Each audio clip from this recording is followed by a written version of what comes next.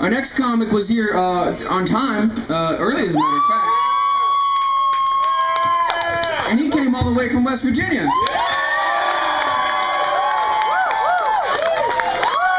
And so did a lot of you. Here's John Ralich.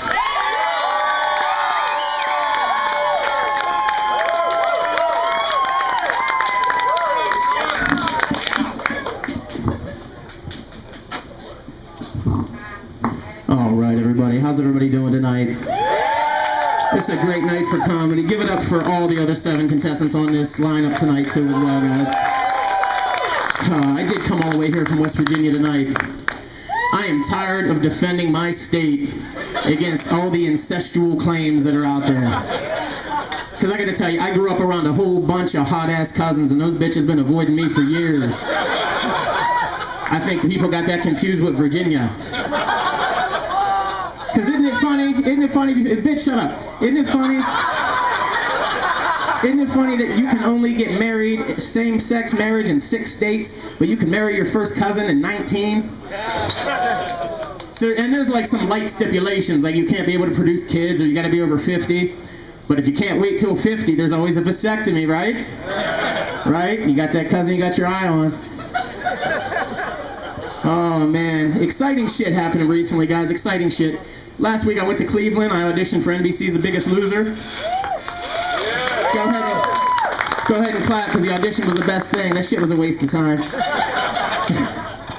They had 1,200 fat people in line. If there was a helicopter aerial view, it would have looked like 2,600 people. No joke.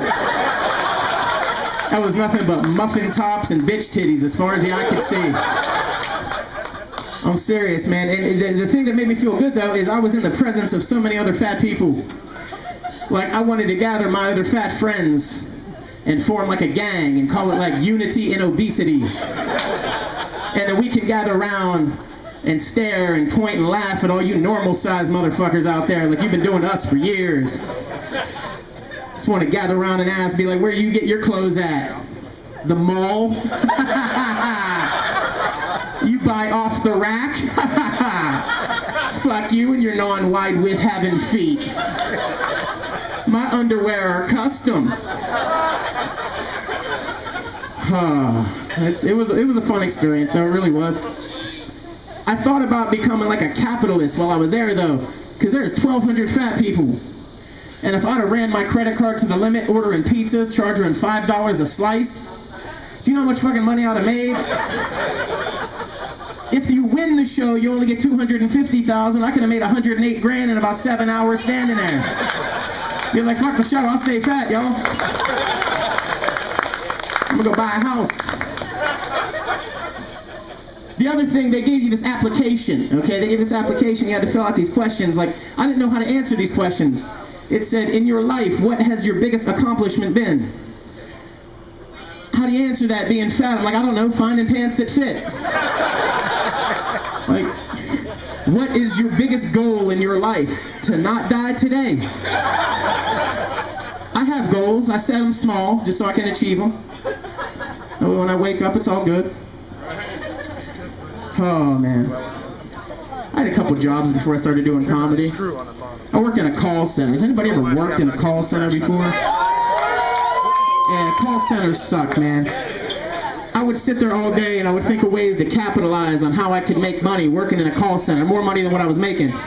So I thought about if I was like, started a fat people phone sex line, where instead of talking anything sexual, you just talk food. Be like, well, what did you have for dinner today? I had lasagna. Oh. Did you have garlic bread with that lasagna? Yes, I did. Oh. Did you have a salad? No, fuck salad. Damn right, fuck salad. Dad, healthy stuff out my way. Another job I thought of that would be a gold mine for fat people. So if any of you chunkies out there, and I'll call you guys chunkies because I'll see anybody my size, reverse stripping, all right? Keep this in mind. Most strippers come out on stage and they will get naked for tips. I will come out fully naked and I will get dressed for tips. And if you don't throw money fast enough, I will have the DJ pop on some techno and I will shake the shit out that pole. I will do work, son. But I'm going to keep up the tradition. I'll be the third guy on the road to talk about drugs tonight. I like drugs. You know why I like drugs? Because they work. They do what I ask them to do. I like weed. Everybody here likes weed, I heard. You guys clapping before? I was always like one of my friends' favorite like pothead friends to hang out with, because like most of my friends would show up with these munchies like, you know, onions or Funyuns and Doritos and Oreos and shit. I would show up with like a 3-tiered wedding cake, icing the shit still, just, you know. What I thought would be really funny is if we could start taking a lot of drug addicts and finding them employment. See, I think the biggest misconception with people that are addicted to drugs is people think that just because you're addicted to drugs, you don't want to work. That's not the case. People that are drug addicts want to work. They just want to work at a job that will allow them to do the drug that they're addicted to. So, like, take like a crackhead. If you could put a crackhead at like a Sherwin-Williams to shake paint cans after they've been tinted, you know what I mean? You just put a guy back into the workforce. You know what I mean? It's innovative. Come on, don't shun these people out. That'll be funny. You guys, like, I think if drugs were legal and able to have commercials to be televised, I think like cocaine would have like the same kind of commercial as 5 Hour Energy. You guys ever seen these 5 Hour Energy commercials? Like the woman next to the printer in the office, and she's all excited printing out papers, and she's like, thanks 5 Hour Energy. But I thought like cocaine would have a little different twist. Like she would just be sitting on top of the copy machine now with her skirt hiked up above her ass, taking pictures, handing out to everybody in the office. It's being like, whoa, thanks cocaine.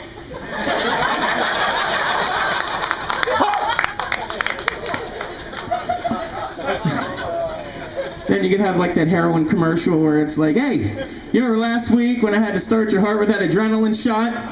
That was a good time, right? That was a good one. Oh, man. I am lucky tonight, guys. I'm really lucky. I brought a whole shit ton of people here with me tonight, and I gotta thank those people for coming out. I do, man. I brought people over 70 miles to be here to cheer me on tonight. And win or lose, this has been a great experience. But I fucking love you, man. And I love you too. One of the people I'm proud to have here tonight is my mother. Yes. The first woman I was ever inside. Thank you, folks, for cheering that. Oh yeah, it gets worse, Mom. Sit there and laugh. You know what's weird though? My mom has had this like knack of always making me uncomfortable my whole life. Because like my mom has no censor. She has no filter. She don't give a fuck. Nor should she. We had a family game night a couple weeks ago. You guys know this game, Categories? Anybody ever played a board game? For those of you that don't know what it is, you have a die that has every letter of the alphabet on it. You spin the die, whatever letter comes up, you have to fill in these topics based with that letter. And you're on a timer. So we're playing the game. We get the letter S, as in Stephen, Samuel, whatever. And one of the topics that comes up was recreational activity. Don't get ahead of me. Recreational activity. First thing that comes into my head, naturally, what do you guys think? Sex. Okay, I heard sex was the first thing that came to my mind. Sex was too easy.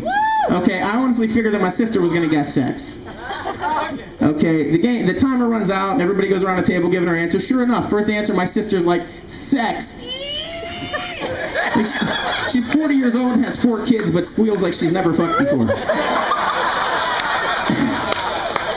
So I decided that I'm going to go a little deeper into sex, and I said sodomy.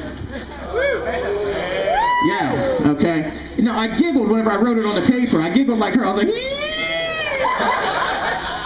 and the only reason I giggled is because I thought of the few times in my life where I've been lucky enough to butt fuck before. I can say that, right?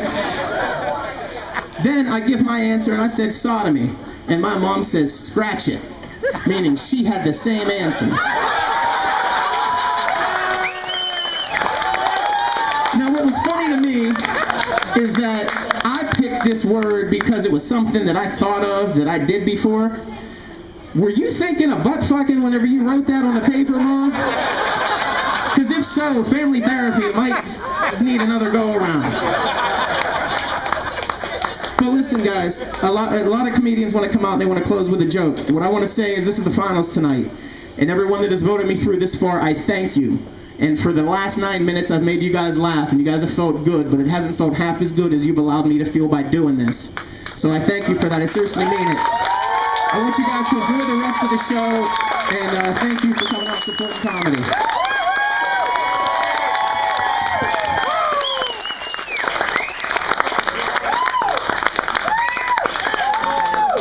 John Ralich, everyone.